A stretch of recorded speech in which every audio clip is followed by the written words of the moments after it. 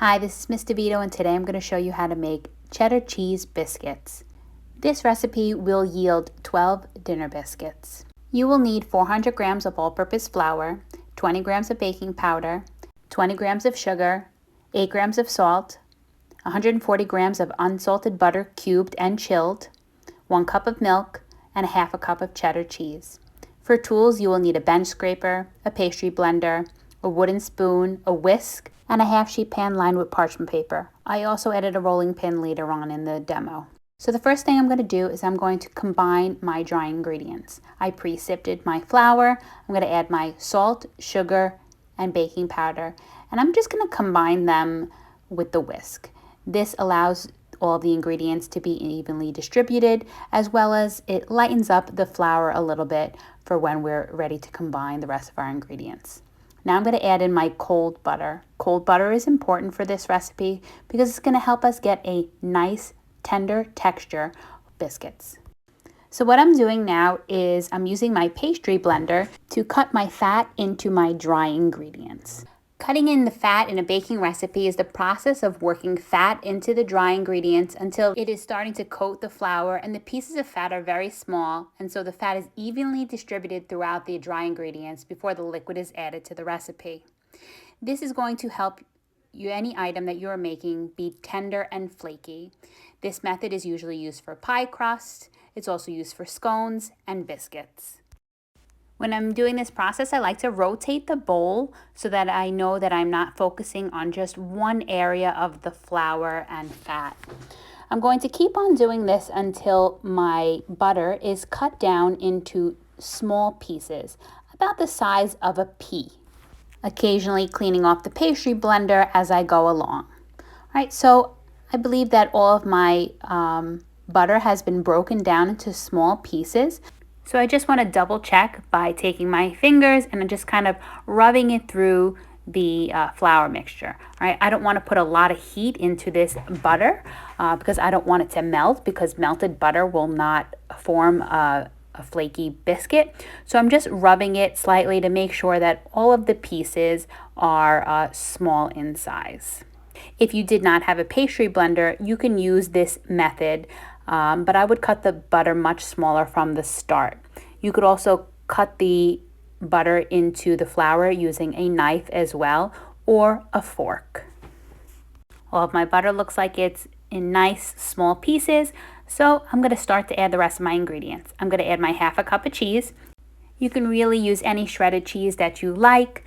You could also add cooked bacon or scallions or chives that are cut into thin slices during this stage as well. After I combine that well, I'm going to add my cold milk, okay? And then I'm going to mix it together to form a dough. Remember, you don't want to overwork this. You want to make sure that you mix this quickly. We are going to roll it out a little bit.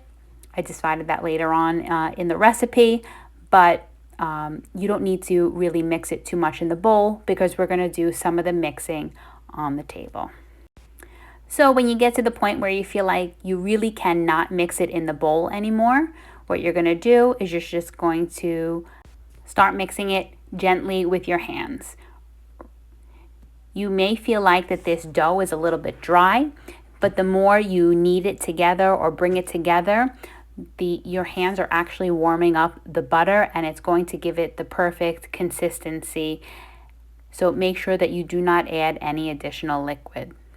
Okay, so I'm going to use my counter that I cleaned. You can use a cutting board, and I'm just going to start to bring this dough together. I'm going to use the kneading technique to help this dough become one. I'm just going to make sure that any excess flour or ingredients that are left on the counter are kneaded into the dough with it. All right, you don't need to knead it many times. Maybe about 8 to 10 kneads will bring this dough right together. During this process, if you feel that the dough is getting too sticky and it's really sticking to the counter, you can sprinkle a little bit of flour on the bench and on the top of the dough so that it can help it not stick while you are kneading it. So I'm just about finished with this process, but what I want to do is I want to add a few laminating folds to this so I get a better puff for when they bake in the oven. So what I'm going to do is I'm going to roll it out to a rectangle. I'm going to fold it like a trifold in 3, press it together nicely, and then I'm going to roll it out. And what this does, it helps make nice thin layers of the butter, which helps with flakiness and which will also help it puff up a little bit more in the oven. Just make sure that if it's sticking to the counter, that you can just sprinkle a little bit of flour on it. Not too much because we don't want to dry it out. We just want to make sure that it's not sticking. So I'm going to do this folding process 3 times, and then I'm going to fold it out one last time so that I can cut the dough into my biscuits.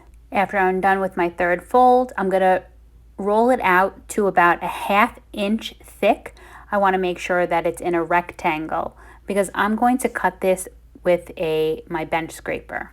You can use many different tools for this process. You can use cookie cutters, you can use biscuit cutters, you can use a cup, you can use anything that would help cut through the dough as well as give it the desired shape that you're looking for. I'm just going to cut these into rectangles. So what I'd like to do is just cut my dough in half, and then I'm going to cut it into 6 pieces so that I'll get a total of 12 biscuits for this recipe. From there, I'm going to place them on my parchment lined sheet pan. I'm going to make sure that they are all even in height. Okay, if you want to press them down a little bit, you can do that as well because you want to make sure that they cook nice and evenly. I also want to make sure I space them apart because they will puff up during the cooking process. I'm going to place them in a 425-degree preheated oven for 10 to 12 minutes. I'm going to rotate them halfway through the cooking process, and I know that they're done when they are nice and golden brown, both on the top and on the bottom of your biscuits. Okay, they should also be slightly firm to the touch. When you cut them open, they should be served warm, and they're going to be nice and flaky and moist in the middle. Hope you enjoy this recipe. Don't forget to give it a like, subscribe to our channel, and hit that bell for notification for when we post new videos.